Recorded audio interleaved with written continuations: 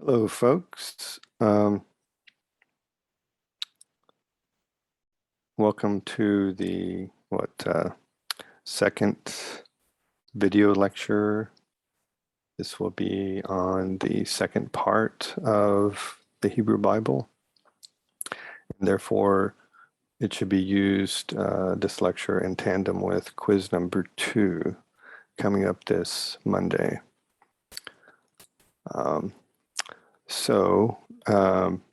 Just as a reminder, here is the course schedule for both CRN 13197 and CRN 13260. And if you click on this master link here in the Google Drive, you will get all of the texts, documents, resources, and whatnot. So today, I'm giving you a video lecture for this information, the Hebrew Bible Part 2. And that syllabus, I think most of you know, can be found here in the modules section or tab of Canvas. And it's a PDF file that I recommend you download because you can keep it there in Canvas. It'll always be there, but it has all of these links here, right? So if you, again, click this link here to the master drive, you'll see all of these slides and folders, the texts. Today, we're going to be using this one, this part 2 of the Hebrew Bible, as well as a continuation of these slides here that we used in video lecture 1. So without further ado, I'm going to go ahead and sign out of Canvas here.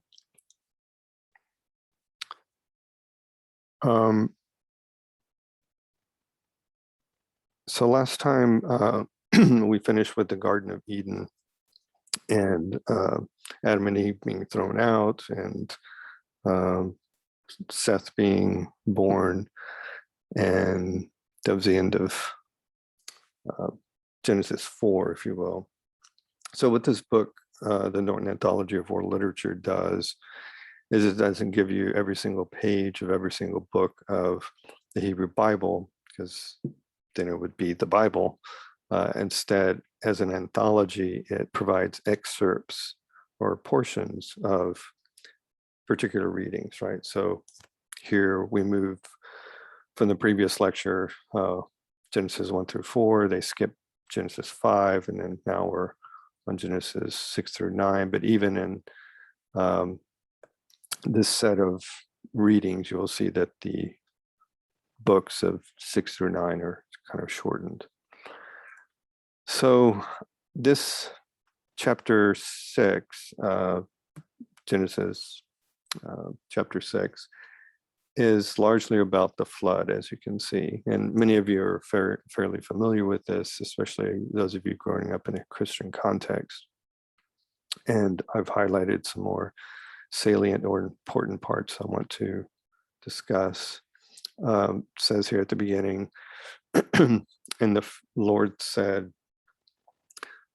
"My breath shall not abide in the human forever, for he is but flesh. Let his days be numbered 120 years." And this is an allusion or reference to Adam and Eve being cursed and kicked out of the Garden of Eden for disobeying God. It's also a kind of reminder that we are, ashes to ashes, dust to dust, as Adam's curse reveals. But also it's kind of true in the sense that it's rare anymore that people live beyond 120 years. It happens rarely, occasionally, but typically people die before 100. The reason I point this out is because, as you will see in this discussion, people in the Bible are listed as being incredibly old by our standards. So I'm going to use these slides and I have them on my laptop, but it's again easier probably for me to use than to go through the Google Drive. So this is, one rendition of Noah and the Ark, right? Some of you familiar with, like when I was in Vacation Bible School or Sunday school, we learned about things like this. And I just wanted to point out here, there's a timeline in two. One is right here, a blown up version of this larger one. So, excuse me. This is a chronological. All right, coffee, I feel better. So this is a chronological timeline of everyone who male, really, because it's a patriarchal religion, who is important in the Bible. So you can see here the red means a direct line from Adam to Jesus. And these are, every single line or demarcation is 100 years. And therefore Adam, right, lived many hundred years. 1, 2, 3, 4, 5, 6, 7, 8, 9, maybe 925 years. It is believed to be that Methuselah, right? If you've heard that adage or saying, he was as old as Methuselah, that Methuselah was the person who lived the longest in the Bible. And just below him here is Noah. So Noah, it tells us in Genesis, is 600 years old when the flood comes. And I just, there's the line for the flood when the flood comes. And by the way, all of these dates are dated in the Bible based on historical and archaeological information in the Hebrew Bible about when certain wars with, say, Babylon occurred, which we know historically, happened, or when certain temples were built and so on. So Adam is incredibly old, as is Methuselah and Noah here, right? And then it's through, as I'll explain in a little bit, it's through Noah's son Shem that we eventually get down to the line of Jesus. And so there's Abraham and Isaac and Jacob, okay? So just to keep this mentally, kind of organized in your head, Abraham is much, much younger, if you will, than Noah. And if we go further down in the chain, there's, again, Abraham, Isaac, Jacob, keeping along the red line here.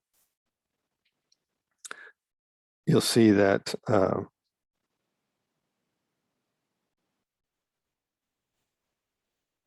I finally get down to the bottom here, that Jesus is born in the year 0, right? Which we talked about last time, being the kind of demarcation of, AD, Anno Domini, the year of our Lord. That's what that phrase means in Latin, or BC, before Christ, though historians and archaeologists now use BCE, before the Common Era. So going back through these patriarchs, if you will, in the Jewish religion, you'll see here that Moses is much, much younger than, going back up this way, much, much younger than Abraham. And in turn, Abraham is much, much younger than Noah. I point this out because, as I mentioned in the video lecture last time, it is believed to be that Moses down here is the one responsible for writing Genesis, Exodus, Leviticus, Numbers, Deuteronomy, the first 5 books of the Bible. And therefore, in effect, he is telling the story of his ancestors, of Abraham, and in this case, of Noah up here. And certainly, of course, in Genesis of Adam. And I only point this out because by our standards, it's kind of physiologically impossible to live 600, 900 years. I'm not saying that it couldn't happen, but it certainly doesn't happen anymore. And we might ask ourselves why it doesn't happen, or could it happen? Anyhow, moving back to the text here. So the impetus, if you will, the motivation for the flood coming, or also known as the deluge, is that there was evil among humans. It says here in Genesis 6, and the Lord saw that the evil of the human creature was great on the earth, and that every scheme of his heart's devising was only perpetually evil. And the Lord regretted having made the human on earth, and grieved to the heart. And the Lord said, I will wipe out the human race I created from the face of the earth, with human to cattle to crawling things to the fowls of the heaven, fowl of the heavens. For I regret that I have made them. But Noah found favor in the eyes of the Lord. This is the lineage of Noah. Noah was a righteous man. He was blameless in his time. Noah walked with God, and Noah begot 3 sons, Shem and Ham and Japheth. Those 3 sons will become important in their own ways here in a moment, as you'll see. So that is the impetus or motivation for wiping out humans, except for Noah and his family, is that there was evil. This is, again, another instance or moments in the Bible, like we learned last time, of Cain and Abel, where God is, playing favorites, so to speak, that he's singling out people that he likes or doesn't like, or humans that he likes or doesn't like. And it's because of human was, as it says here, was a righteous man. So God is very, very specific in his instructions to Noah about how to build the ark. And I want you guys to keep this in mind when next week we talk about tablet 11 of the Epic of Gilgamesh, because although Gilgamesh is a story, an epic that occurs almost 2,000 years, and by some accounts even older than 2,000 years, if you think of, stories that are in oral tradition before they actually become written down. So Gilgamesh is much, much older than Genesis, than the Bible, but the story of the flood in both of those texts, if you will, Genesis and Gilgamesh, tablet 11, are almost identical, with some, minor changes here and there. Anyhow, God says, make yourself an ark of cypress because cypress, well, if those of you are familiar with Louisiana, you'll know what bayous are. And in bayous, I'll just bring up an image for you folks. In a bayou, you have a species of cypress that they love to live in or near the water, and therefore they're resistant, if you will, to water. So there's, several different species of cypress. This is a kind of cypress, right? Different species here. These taller, kind of straighter cypress are what you might find in the Middle East. So Gilgamesh, if you've read the entire Gilgamesh, it reminds us in that text that he goes and travels all the way to Lebanon to dig up cypress. But this is the kind of cypress many of you might be familiar with in the South, that it grows either in a kind of bayou or swampy area.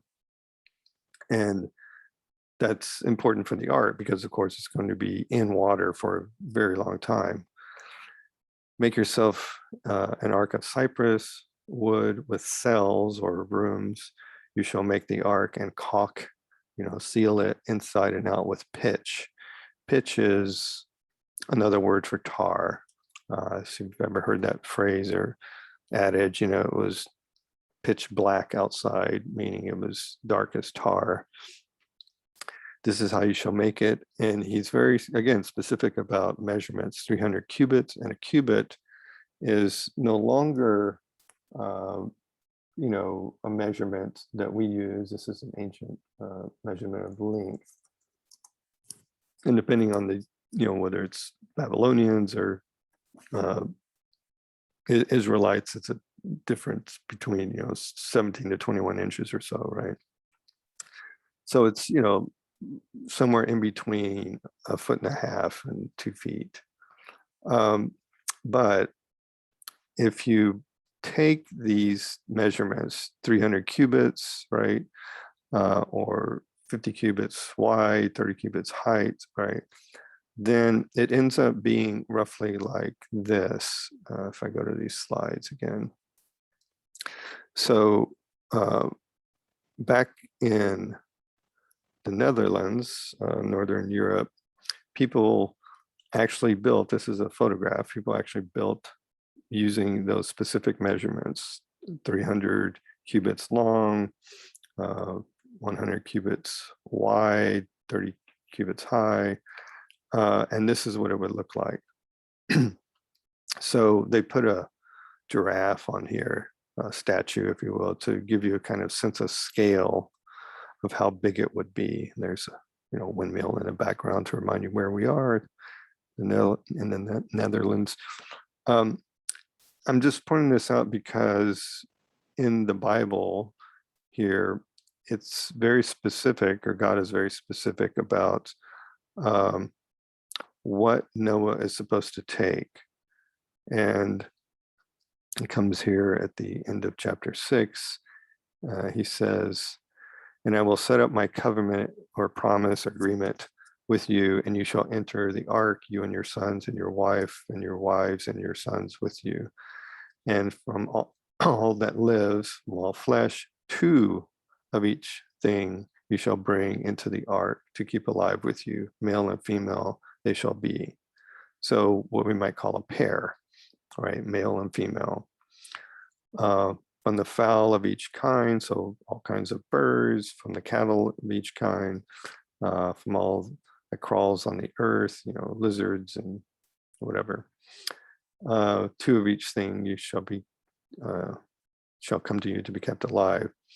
As for you, take you from every food that is eaten and store it by you to serve for you and for them. So he's not just taking a pair, male and female, of everything. He's taking food for all of them.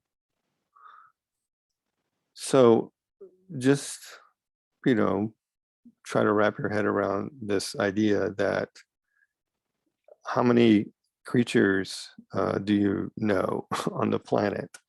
Giraffes, lions, tigers, elephants, Komodo dragons, koala bears, grizzly bears, polar bears. Every single creature, male and female, is going to be on a boat or ark this size, not just the creatures, but also their food.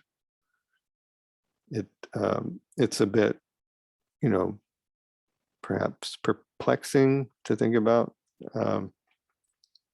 Now you can say, well, God can do all things. He's all powerful, omnipotent.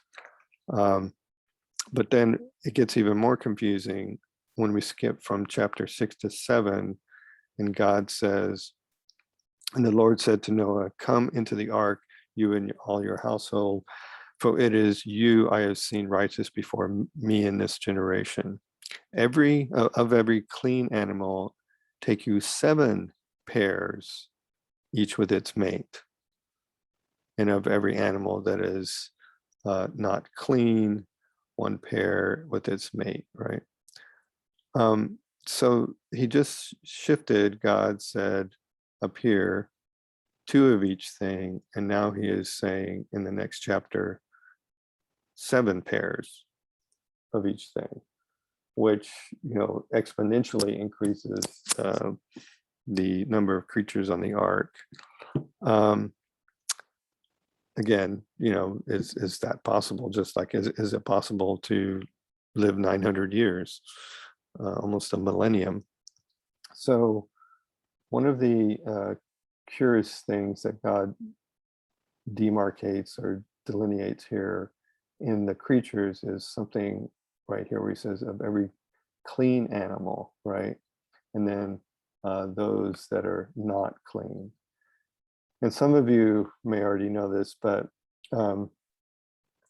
they're very strict, especially in religions like Judaism and Islam. They're very strict dietary rules of certain things you cannot eat. And swine or pigs would be one of them. They're considered unclean in both religions. So pork, right? As well as any kind of shellfish. So that's all the way from lobsters to prawns, shrimp, mollusks, clams, crawfish, and so on. And those are considered not, at least properly within the religion, not to be eaten. See, it says right here, right? So Noah was 600 years old when the flood came.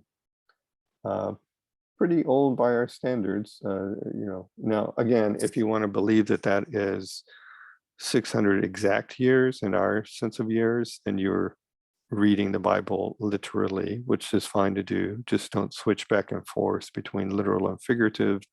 Then you run into logical interpretive errors. That's what we call selective interpretation when you do that. But if you believe that it's just a very, very long time, you're reading the Bible figuratively, which some people also do. So it rains for 40 days and 40 nights, a very long time to be on an ark with all those animals. And then eventually the storm subsides. And it's here, the 10th month, right? So, that's over half a year. And it happened at the end of 40 days that Noah opened the window of the ark that he had made, and he sent out the raven.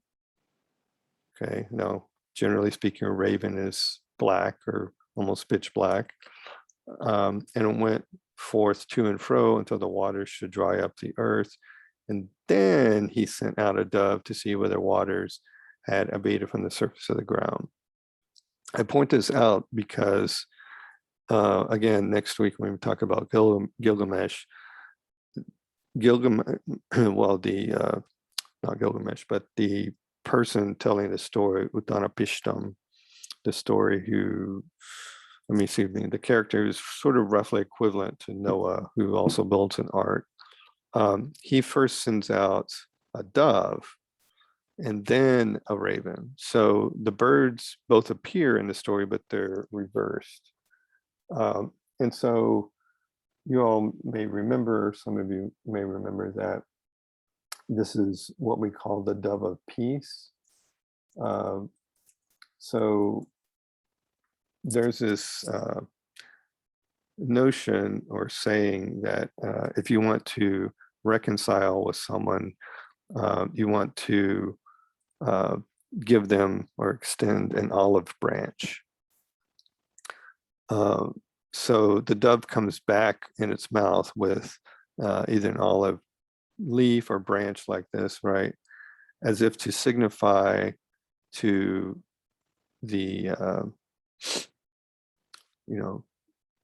do you call it? To Noah, just clicking on that image,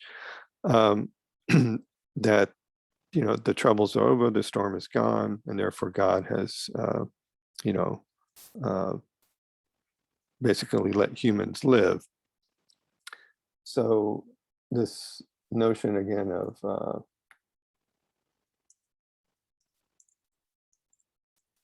to extend an olive branch is this idiomatic expression, right? Meaning, sending a sign of peace. So if someone says, they were in an argument with their parent or spouse or partner, but they wanted to reconcile. You could say, well, you know, I extended an olive branch by inviting him or her over for dinner, right? That's where we get that expression. So the dove, right, comes with a plucked olive leaf or branch in its mouth, and therefore the storm is over. But as we will see, you might ask yourself, why in Gilgamesh is the raven basically put in the position of the dove of sort of discovering land, whereas in Genesis, it's the dove that is white that is given kind of preferential treatment over the other bird, the raven, which is typically dark. That's, to me, a curious change. As we move further in the text, there is this, what we might call etiological narrative. So if you remember from lecture 1, an etiological narrative is a story of origins, of how something came to be. Last time we had it in the context of how it is or why it is the serpent crawls on its belly, because God cursed it that way. So this is a story of the rainbow, how the rainbow became to be. And God says here, my bow I have set in the clouds to be a sign of the covenant or agreement, promise between me and the earth. And so when I send clouds over the earth, the bow will appear in the cloud. Then I will remember my covenant between me and you and every living creature of all flesh, and the waters will no more become a flood to destroy all flesh. And the bow shall be in the cloud, and I will see it to remember the everlasting covenant between God and all living creatures. So, that's what God tells Noah, but we might consider the bow, the rainbow, again, a refraction, breaking up of light and its constituent elements or parts from red to blue. So after the storm's over and things are sort of back to normal for Noah and his family, Noah ends up taking up being a farmer, but more specifically what we would call a vintner, right? And it says here, Noah, man of the soil, was the first to plant a vineyard. And of course, we know that vineyards produce grapes, and grapes can produce wine. And he therefore became a winemaker. And he, meaning Noah, and he drank of the wine and became drunk and exposed himself within his tent. Because, if you've ever been drinking, it's, your sense of judgment is impaired and you could have your clothes disheveled. And his sons, remember the three of them are Shem, Ham, and Japheth. And it says here, and Ham, the father of Canaan. Remember that Canaan here does not mean a person, but instead is a name for the Holy Land, the Promised Land, the land of milk and honey. On that map in the video lecture, it's also in the introductory section of part 1 of the Hebrew Bible. Canaan is what is present day Israel, right? The land that is promised to God's followers or the Israelites. So that meant that Ham at this juncture was meant to inherit Canaan or the land. So he was the father of the land. And Ham, the father of Canaan, saw his father's nakedness and told his two brothers outside. And Shem and Japheth took a cloak and put it over both their shoulders and walked backward out of respect for Noah and covered their father's nakedness. Their faces turned backwards so they did not see their father's nakedness.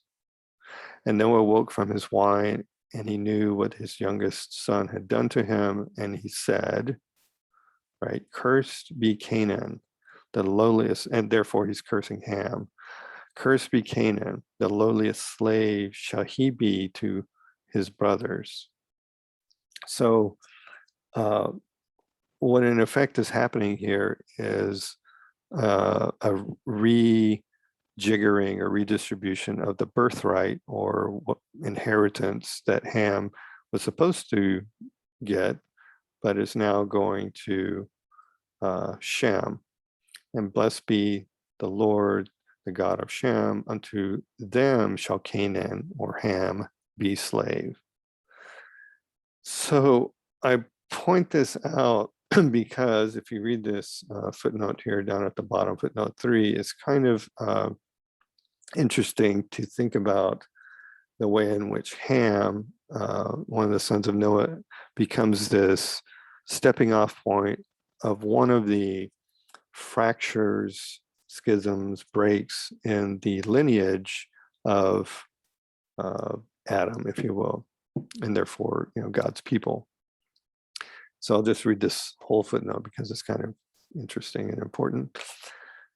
An obvious purpose of this story, meaning the story of, seeing his father naked, is to justify the idea that the Israelites, rather than the Canaanites, ought to control the land of Canaan, an important issue in later Israelite history. After antiquity, that is after the ancient period, Noah's 3 sons were often believed to have been the ancestors of the 3 supposed racial groups in the world. Japheth was the ancestor of European and Asian peoples. Shem was the ancestor of the Semitic races, Jews or Semitic, and Ham was the ancestor of Africans.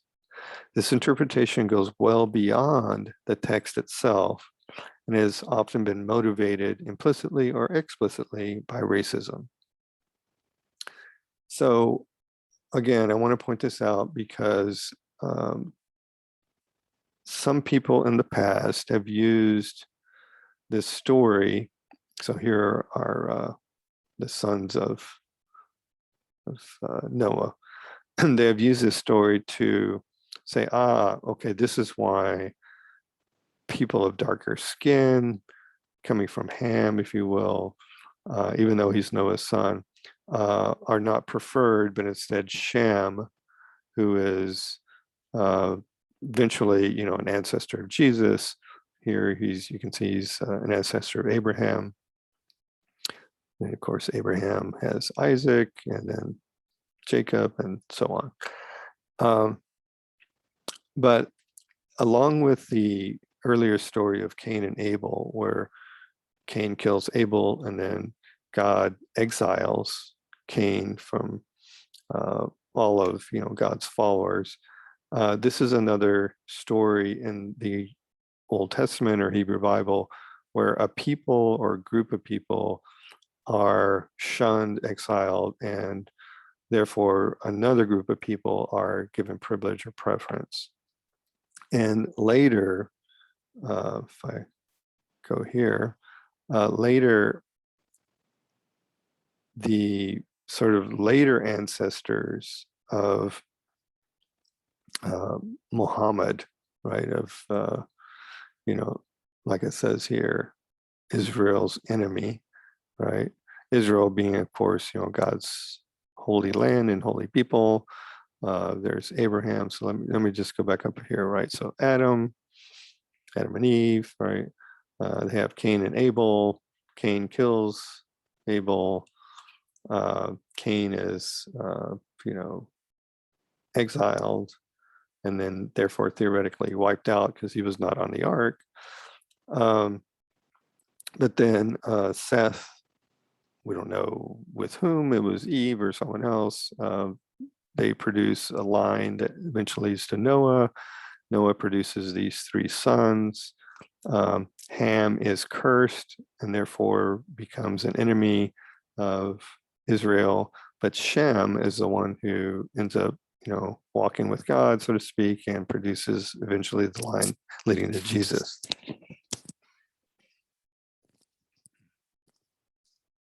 Excuse me.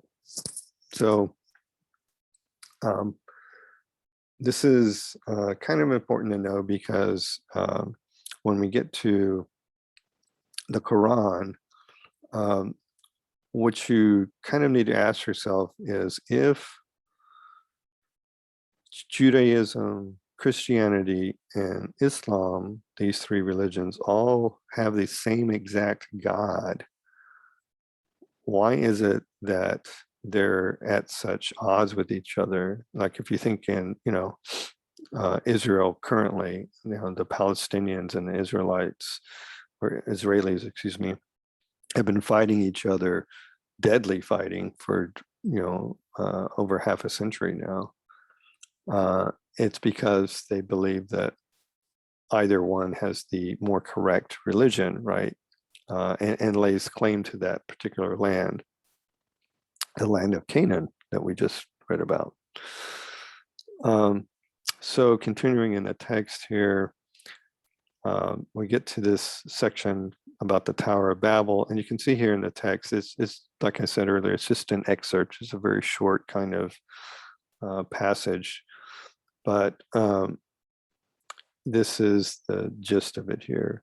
The people, God's people, said, "Come, let us build a city and a tower with its top in the heavens, that we may make a name, lest we be scattered all over the earth." So, they wanted to celebrate their social community, their, sense of collective community, if you will, and then be kind of closer to God. But God sees this as sort of a kind of a threat, and also like, how dare they, their pride.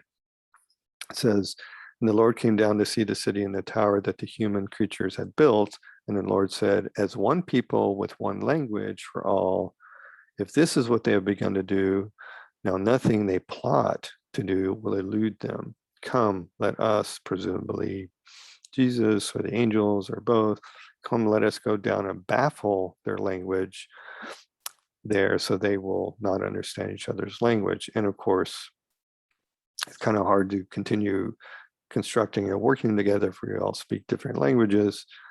And therefore it is called Babel, for the Lord made the language of the earth, of all the earth, Babel.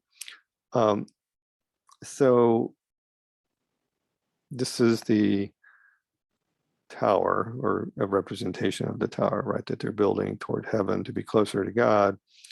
And God scatters them by causing them to speak different languages. Now, you might call this also an etiological narrative, that is the story of origins of how is it that some people on this planet speak Chinese or Swahili or English or Russian, or whatever language you want. Well, I say we, that is, modern humans, and specifically linguists, those who study language, would chalk it up to something like this. That is, they look at shifts of words and grammar structure and roots of words and all these sorts of things you find in a dictionary and beyond, and can literally trace back, the origins of words, languages. So this here is called the Proto-Indo-European, or PIE.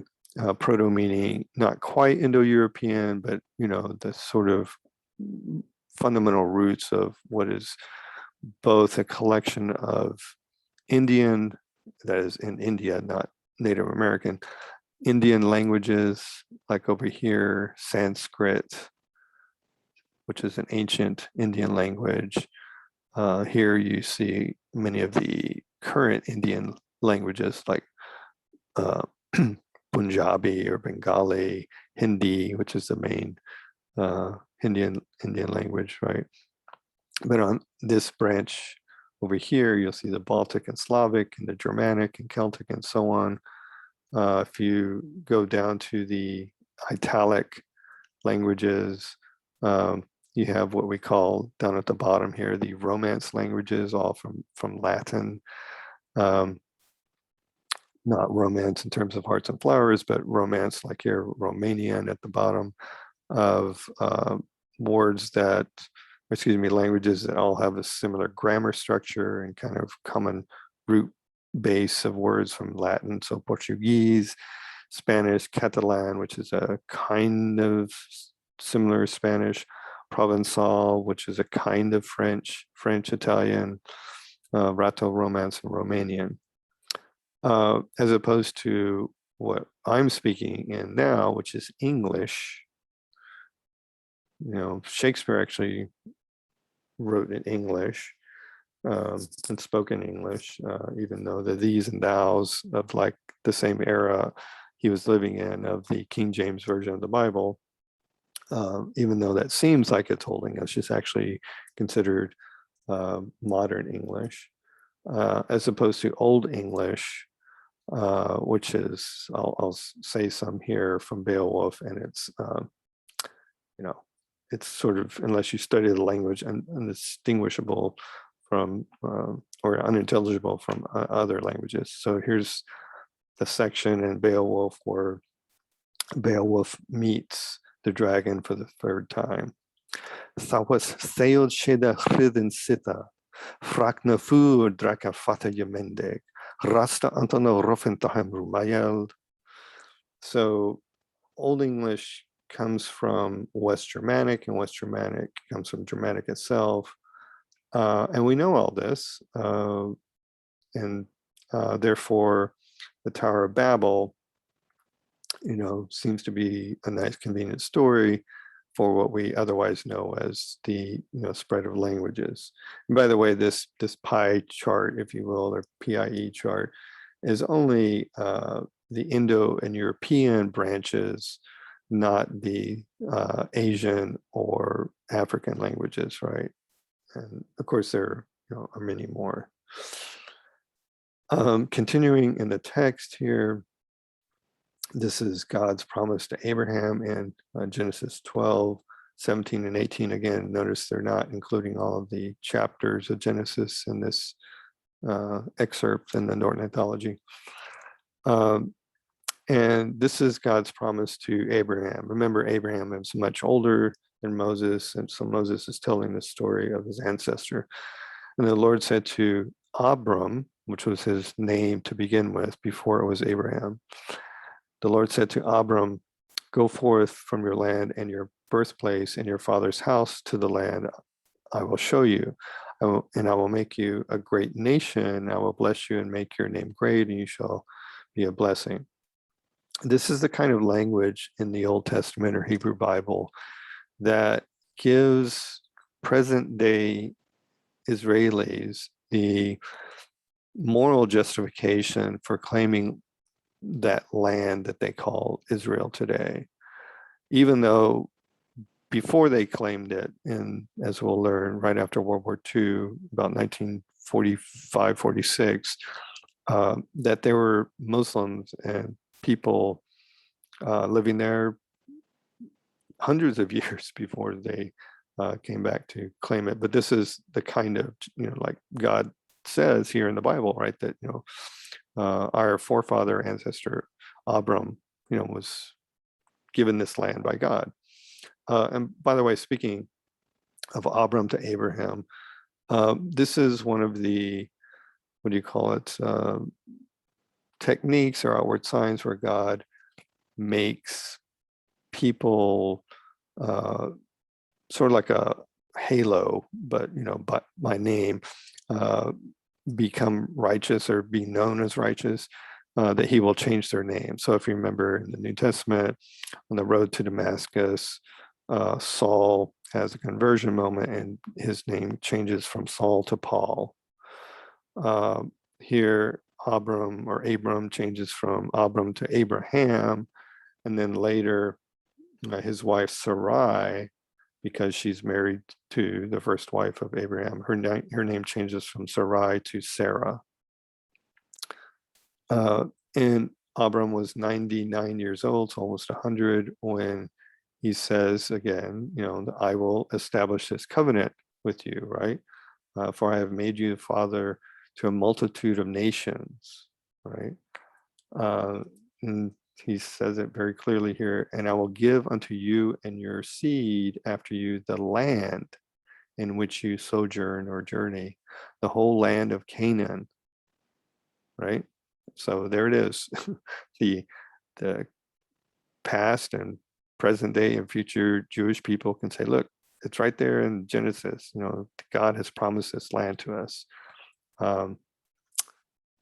And that becomes literally, fighting words for Jews to take their land or claim their land. We'll come back to that when we get to the Quran in a couple of weeks. This short excerpt from 21 and 22 of Genesis, Abraham and Isaac. If you remember that, I should maybe go back to the, we call it genealogy of, here we go.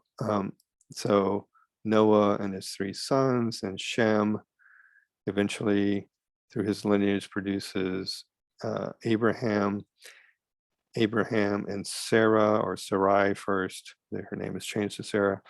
They produced Isaac.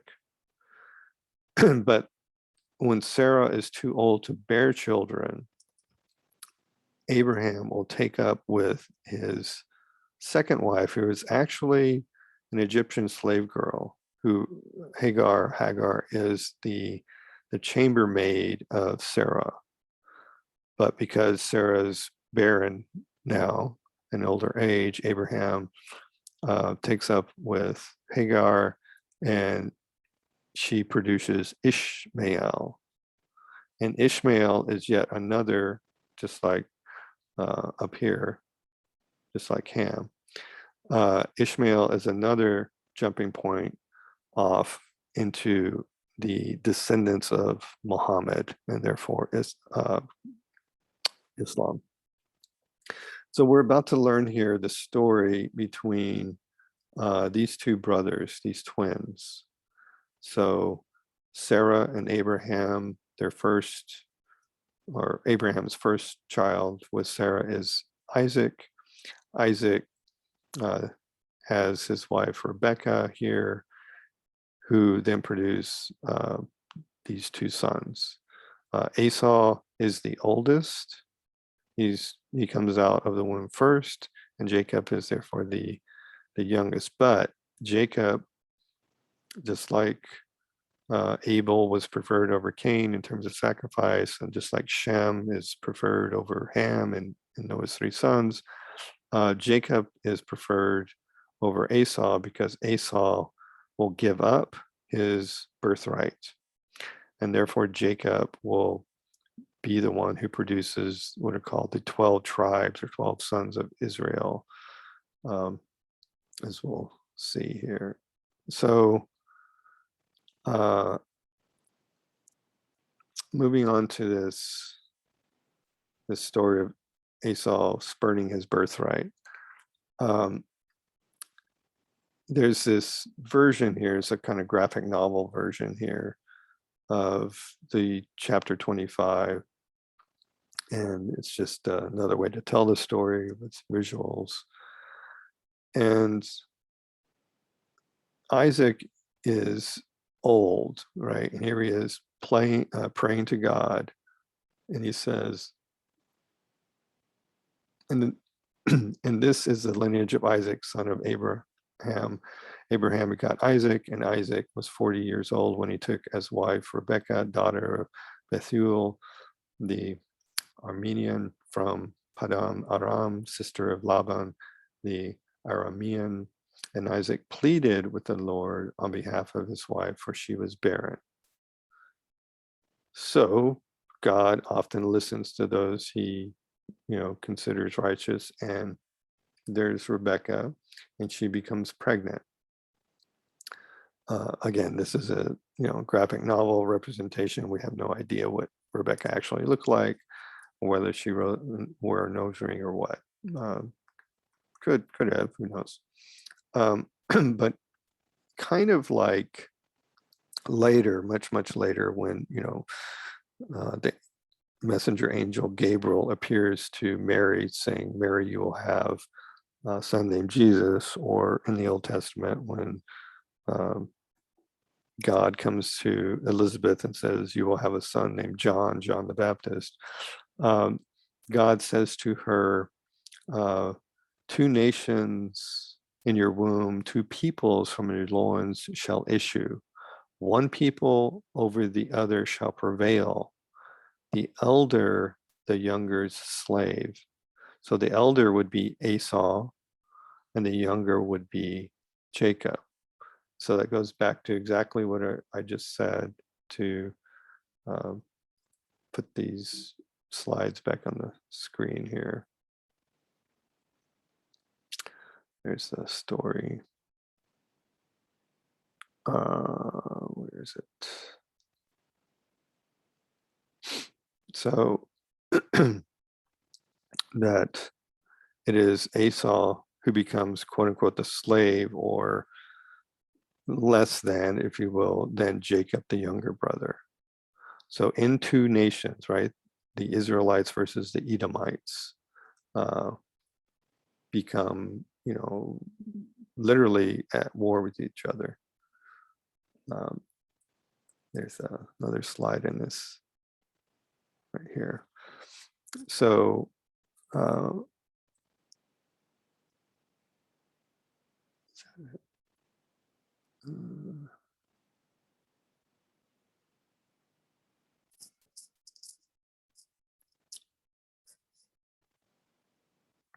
sorry, that's not the slide I was looking for.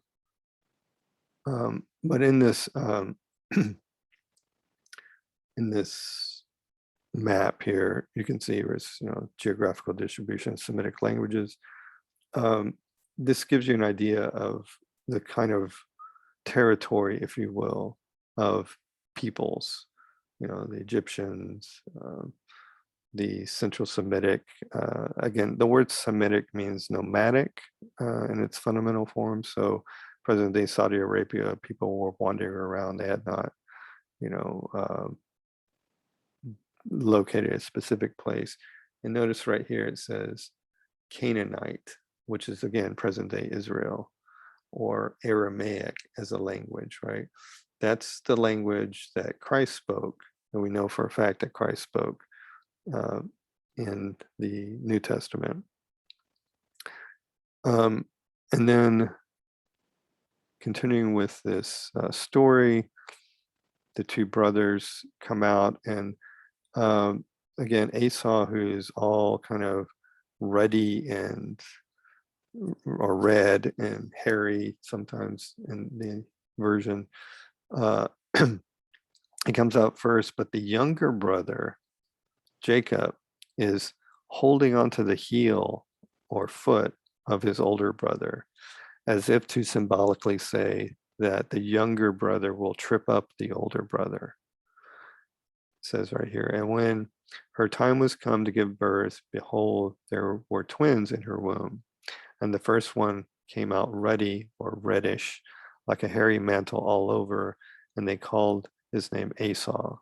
Then his brother came out, his hand grasping Esau, his older brother's heel, and they called his name Jacob. Okay. So later, Jacob becomes, kind of not domesticated, but like he's making textiles, whereas his older brother Esau was, he's a hunter, he's out in the field. And so one day, Jacob, who's, at the tent, he's making some stew or some food, and the hungry, ravaged older brother Esau comes and says, let me gulp down some of the red stuff. I'm famished. But Jacob, this is the moment where he trips him up. He says, sell me first your birthright. Okay. And it says down here, birthright is the right of the firstborn son to inherit his father's estate. And therefore, at this moment, Esau would inherit everything that Isaac has, which of course is going to be Canaan or the promised land. And Esau, commits a kind of mortal sin, if not spiritual sin. He says, of what use is my birthright to me, right?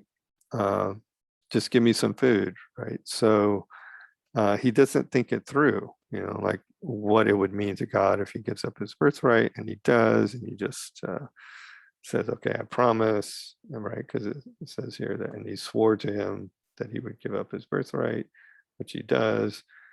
And therefore, we now have this split or schism in the Bible between the, Jacob and Esau, or the Edomites and Israelites.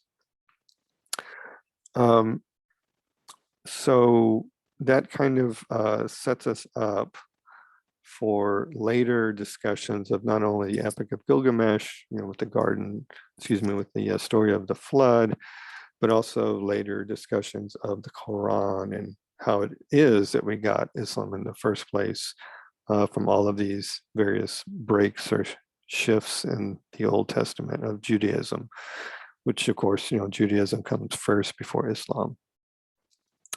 All right, folks, so that's the end of today's lecture on part 2 of the Hebrew Bible. Remember that your quiz for this quiz 2 is coming up this Monday, August 30th.